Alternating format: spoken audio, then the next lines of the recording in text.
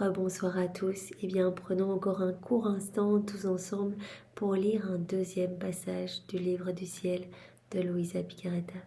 Au nom du Père qui m'a créé, du Fils qui m'a sauvé et du Saint-Esprit qui me sanctifie. Amen.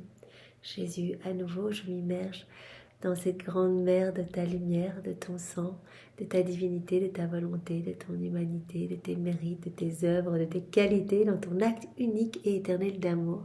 Je m'unis à toi, je m'identifie à toi, je me consume en toi, je fusionne ma volonté dans la tienne et je t'appelle, Jésus, pour que tu vives dans mon cœur de manière définitive, que je puisse être pour toi, eh bien, comme une extension de ta propre humanité, que je puisse devenir un écho, une image de toi-même, Seigneur, que je puisse t'amener de la joie, du réconfort, du repos, de l'attention, de l'amour au nom de tous, que je puisse par ma vie, par mes actes faits en union avec toi, eh bien t'offrir toute la gloire, te redonner cette gloire que les hommes auraient dû te donner, qu'ils ne t'ont pas donné, Seigneur.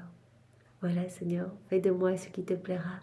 Donne-moi vraiment cette grâce de pouvoir vivre dans ta divine volonté. Tu l'as dit que tu dilatais les cœurs, voilà. Au plus les âmes se plongent dans ta divine volonté, au plus tu travailles leur cœur et tu élargis les frontières de ton royaume, non seulement dans leur âme, mais partout, dans tous les cœurs, et ton royaume s'établit sur la terre. Alors Seigneur, dilate mon cœur pour que je puisse accueillir tout cet amour que les autres ne veulent pas, tout ce que tu veux donner, que les autres ne veulent pas, toutes ces grâces, toutes ces bénédictions, eh bien tu peux tout me donner, Seigneur. Et quand je dis je parle au nom de tous mes frères et sœurs. Tu sais très bien que quand je te demande quelque chose, c'est au nom de tous, Seigneur. Alors remplis nos cœurs. Vraiment, nous préférons mourir d'amour pour toi que vraiment de mourir dans la sécheresse du cœur et dans nos petits ténèbres. Alors voilà, remplis-nous de cet amour qui est rejeté, qui te blesse, qui t'étouffe, tout ce que tu ne peux pas donner. Tu peux tout nous donner, nous on va tout accueillir, on va y rajouter nos je t'aime et on va tout te redonner au nom de tous. Merci Seigneur et parle maintenant Jésus à travers ma bouche. Envoie sur chacun de nous ton Esprit Saint, que ce moment fait en union avec toi puisse avoir des retombées dans tous les cœurs et que tu puisses être reconnu et aimé de tous Seigneur. Que nous puissions vraiment accueillir cet enseignement nouveau et que nous puissions le mettre en pratique pour que nos vies portent de beaux fruits pour ta gloire. Alors, ce passage que nous allons méditer est celui du 26 mars 1927. C'est Luisa qui parle. Nous sommes donc dans le volume 21. Je me disais, lorsque je fais ma ronde dans la suprême volonté en suivant tous ces actes dans la création et la rédemption, j'ai l'impression que tout me parle. Voilà, Luisa, elle se rend compte que quand elle fait ses rondes, qu'elle place ses actes d'amour, d'adoration, de louange, de bénédiction sur les éléments créés, qu'elle tient accompagnée à la divine volonté, elle a l'impression que chaque élément créé est comme un enseignement sur la divine volonté. Et cela rejoint ce que Jésus lui avait dit dans un autre volume. Va, balade-toi partout, regarde partout autour de toi, toutes est manifestation de notre amour pour toi, de notre amour pour chacun de nos enfants. Tout est un enseignement, tout est vraiment, tout est magnifique en fait, puisque ma divine volonté est opérante et agissante et elle conserve les qualités divines dans chaque petite chose qui a été créée. Donc Lucia a dit, quand je fais mes rondes, même dans l'œuvre de la rédemption, j'ai l'impression que tout me parle en fait, je suis connectée à tout et je reçois. Chaque chose a quelque chose à dire sur cette admirable volonté. Par contre, lorsque je suis préoccupée par d'autres choses, tout est silence. Voilà, cela nous met déjà le doigt sur quand nous ne sommes pas tout focus sur Jésus, quand nous commençons à nous préoccuper de nous-mêmes, à nous poser des questions, et bien indirectement, c'est comme si nous rompions un petit peu le lien en fait, comme si nous avions quitté la divine volonté. Et à ce moment-là, eh bien, on ne va plus recevoir ces enseignements des éléments créés. On ne va plus comprendre, en fait, c'est comme s'il y avait un léger voile qui se mettait sur nos yeux et on va moins remarquer voilà, tout ce que Jésus fait pour nous par amour. On entendra peut-être moins les piaillements des oiseaux qui sont comme autant de je t'aime pour chacun de nous, etc.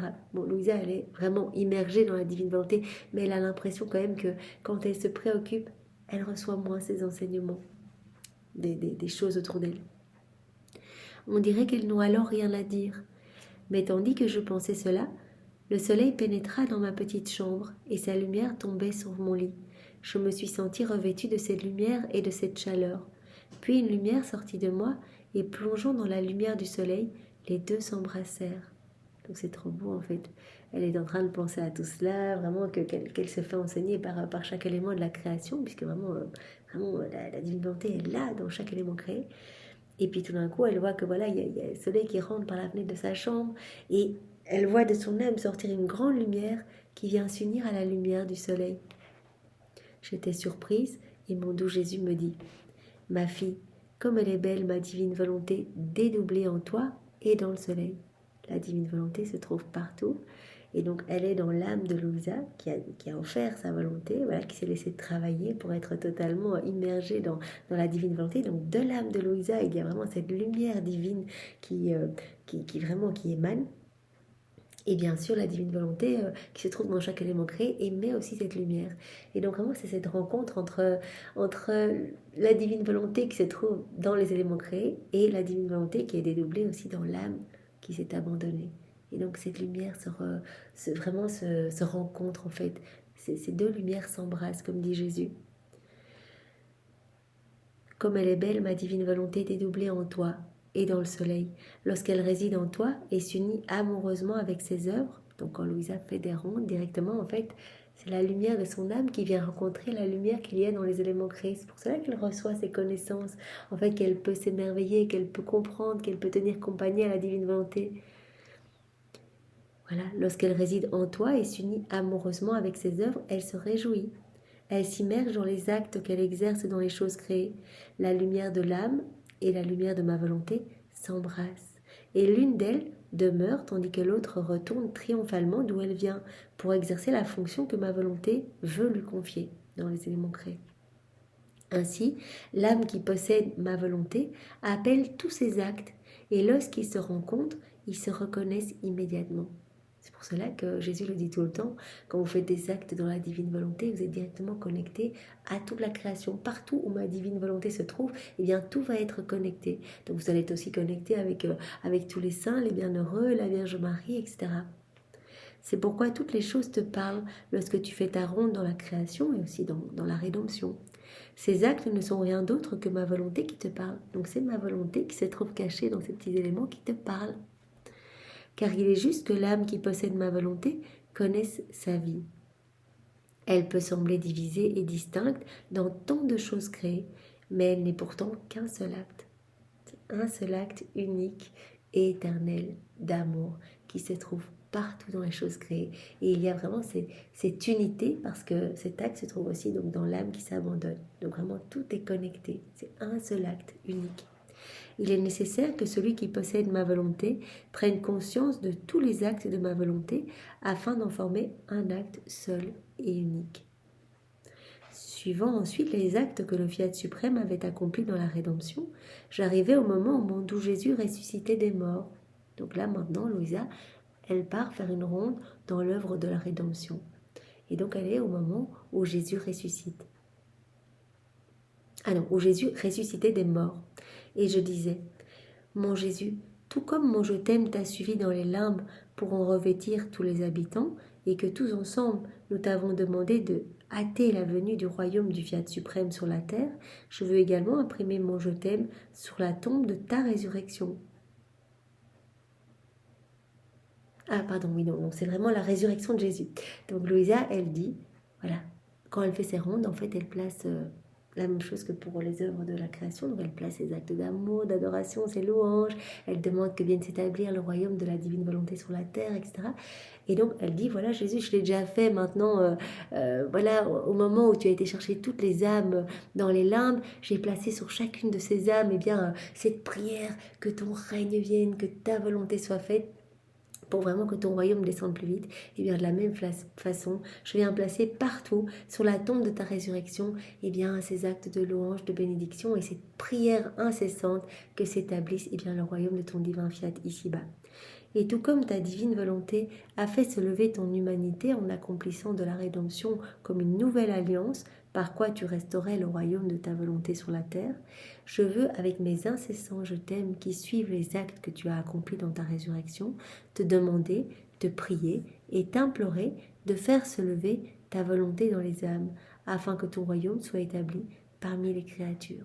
Donc elle se sert de tout, et donc là elle est au moment de la résurrection, et donc elle place partout, donc, je suppose dans chaque rayon de lumière qui a émané voilà, au moment de la résurrection de Jésus, partout dans sa tombe, etc. Elle place, Seigneur, que ta volonté soit faite et que ton royaume vienne s'établir sur la terre, parmi les créatures. J'étais en train de dire cela et d'autres choses lorsque mon Jésus se manifesta en moi et me dit, ma fille, à chacun des actes accomplis dans ma volonté, l'âme s'élève dans la vie divine. On le sait. Voilà, au plus on va faire des actes dans la divine volonté, au plus va croître en nous la vie divine. En fait, à chaque fois, on l'alimente, on la nourrit, donc elle peut grandir. La divine volonté, prend de plus en plus de place, elle devient souveraine dans l'âme. La vie divine grandit et c'est ainsi que la gloire de la résurrection est menée à son terme. Sa fondation, sa substance, sa lumière, sa beauté et sa gloire sont formées par les actes accomplis dans ma volonté. Voilà, au plus on va faire des actes, au plus on va faire des rondes, au plus on va faire des réparations, en union avec Jésus, des prières, etc. Au plus cette vie divine va se former en nous. Et donc ce sera la gloire complète de la résurrection. L'aboutissement de toute l'œuvre de la rédemption, l'aboutissement du fiat de la création. Donc vraiment, ce sera la gloire de la résurrection. Jésus va pleinement vivre en nous. Sa divine volonté sera totalement maîtresse à travers notre humanité. Plus ma volonté entre en contact avec l'âme, plus elle peut lui donner, l'embellir et l'agrandir. En plus, on va se plonger dans ce grand bain de lumière, dans cette mer immense, comprenant tout, la source de tous les bienfaits. Au plus, notre âme va s'embellir, va s'ennoblir. Et Jésus le dit aussi, va s'agrandir. Donc, comme on le demandait dans la prière préalable, bien Seigneur, élargis notre âme, vraiment, viens la dilater pour que nous puissions recevoir plus tout ce que tu veux nous donner. Parce que Jésus l'a dit, voilà, tout ce que je ne peux pas donner aux autres parce qu'ils ne veulent pas, ils n'acceptent pas, parce que les cœurs sont trop froids, fermés, indifférents, eh bien, je donnerai tout aux âmes qui s'ouvrent, aux âmes qui veulent de moi, aux âmes qui m'aiment en fait. Toutes les âmes qui vont répondre à mon amour, eh bien, je viendrai déverser les grâces, les bénédictions que j'avais prévues pour 10, 100, 1000 personnes, un pays entier. Je ne compte pas. Vraiment, je donnerai au prorata de l'ouverture de cœur et vraiment de l'espace que l'âme veut me laisser en elle. De fait, quiconque aura toujours vécu dans ma volonté possédera toujours l'acte de mon fiat qui est toujours nouveau, puisqu'il règne sur tous les actes de la créature. Ainsi, la créature recevra non seulement de Dieu l'acte nouveau et continuel des béatitudes, mais en vertu de ma volonté qu'elle avait sur la terre, elle possédera le nouvel acte des béatitudes, qui émanant d'elle-même revêtira toute la céleste patrie. Ça, Jésus en avait déjà parlé. Voilà, donc quand on vit dans la divine volonté directement, c'est un acte nouveau, c'est quelque chose, Jésus le prononce sa parole, son fiat créateur en fait, son fiat. Et donc il y a quelque chose de beau, de nouveau qui s'opère en nous. Et Jésus le dit, à chaque fois qu'il y a un acte fait en union avec moi dans ma divine volonté, à chaque fois qu'il y a une connaissance reçue, digérée, etc., eh bien, cela crée une source nouvelle de béatitude, non seulement pour l'âme qui va vraiment vivre dans cette joie éternelle, dans ce bonheur divin, mais au moment où elle arrivera dans le ciel, eh bien en fait, chaque connaissance qu'elle aura reçue, chaque moment qu'elle aura passé dans ma divine volonté, cela aura créé vraiment toutes des sources, mais vraiment de bonheur pour les bienheureux du ciel. Donc vraiment, autant pendant le vivant de l'âme, tout le monde va recevoir, même dans le ciel, les âmes du purgatoire, etc., vont se sentir rafraîchis, les saints vont recevoir une gloire accidentelle, mais au moment où elle arrivera dans le ciel, eh bien, il va y avoir de nouvelles béatitudes. Comme dit Jésus, un nouvel acte des béatitudes. Voilà. En vertu de ma volonté qu'elle avait sur la terre, elle possédera le nouvel acte des béatitudes qui, émanant d'elle-même, revêtira toute la céleste patrie. Par conséquent, l'harmonie sera telle entre le nouvel acte de Dieu et le nouvel acte de la créature qui possédait ma volonté, qu'il forme le plus bel enchantement de ce séjour céleste. Vraiment, tous vont pouvoir en profiter, cela va être vraiment un enchantement divin. Les prodiges de ma volonté sont éternels et toujours nouveaux, toujours.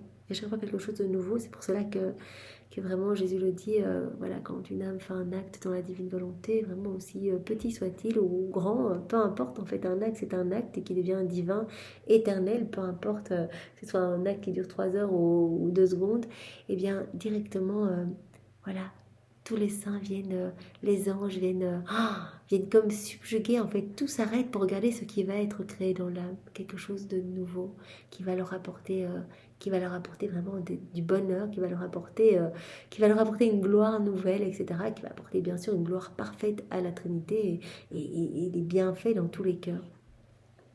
Je me disais alors, comment se fait-il qu'Adam, créé en un lieu si élevé, soit tombé si bas après avoir péché?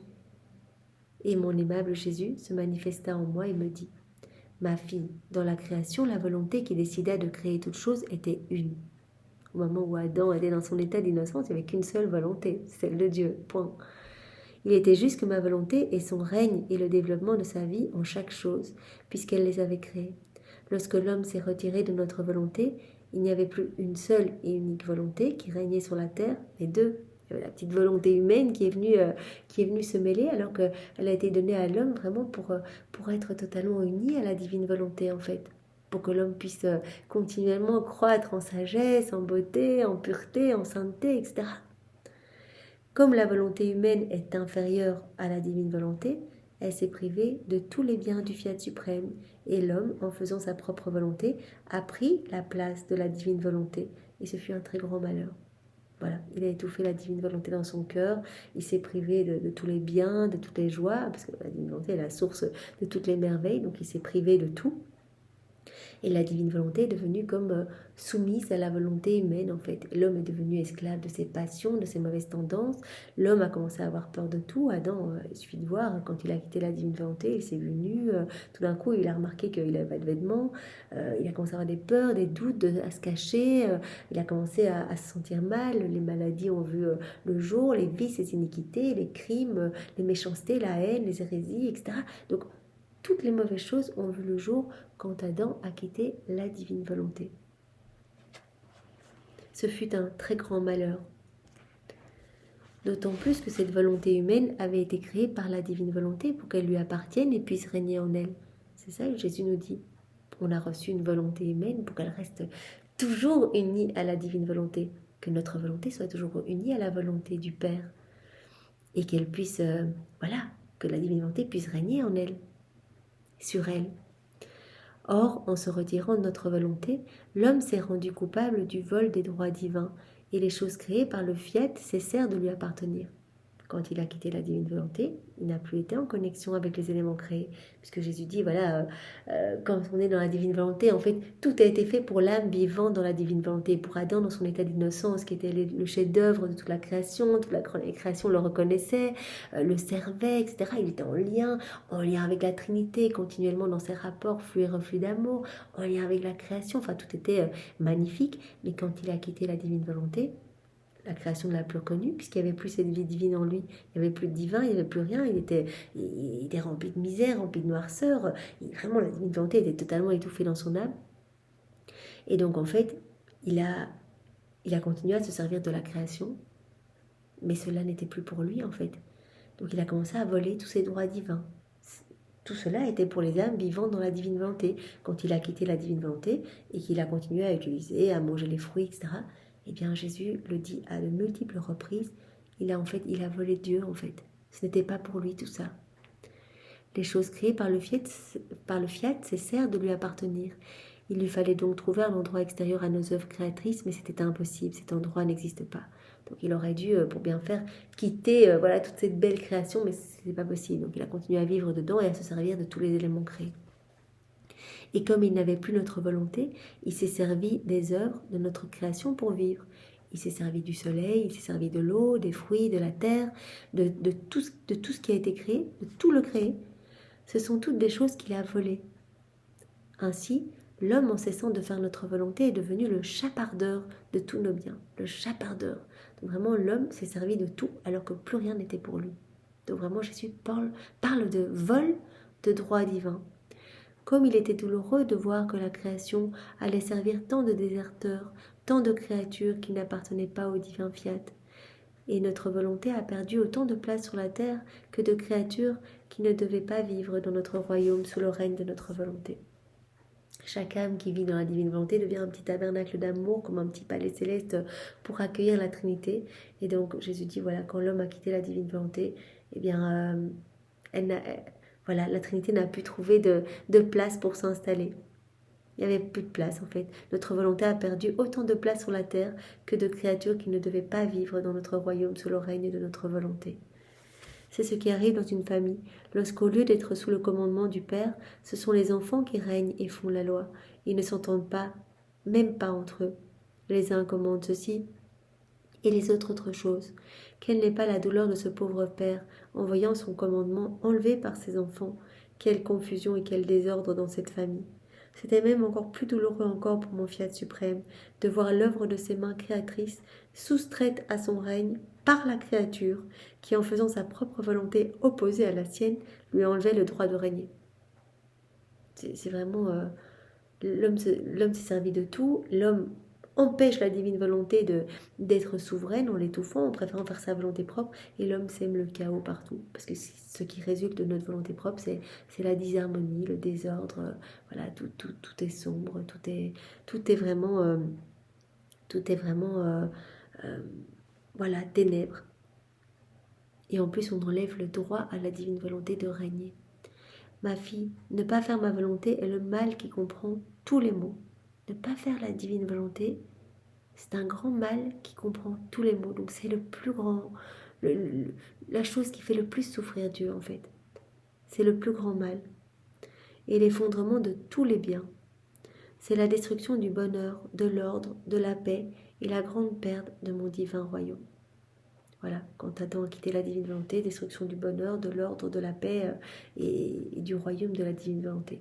Heureusement, aujourd'hui, nous avons la possibilité, par nos actes, nos rondes, en nous unissant à Jésus, eh bien, de faire revenir ce royaume ici-bas, en fait. Vraiment, en élargissant à chaque fois un petit peu plus ses frontières et voilà, en suppliant la Trinité de nous réaccorder ce royaume. C'est dans le plan de Dieu, c'est ce que Dieu veut pour chacun de nous, que nous soyons heureux, que nous soyons tous vraiment enfants de ce royaume. Alors vraiment que, Seigneur, que ta volonté soit faite sur la terre comme au ciel et que tous tes enfants t'aiment et te reconnaissent. Sois loué, béni et glorifié au nom de tous. Au nom du Père et du Fils et du Saint-Esprit. Amen. Soyez tous bénis et passez une belle nuit dans la divine volonté de Jésus. Au revoir.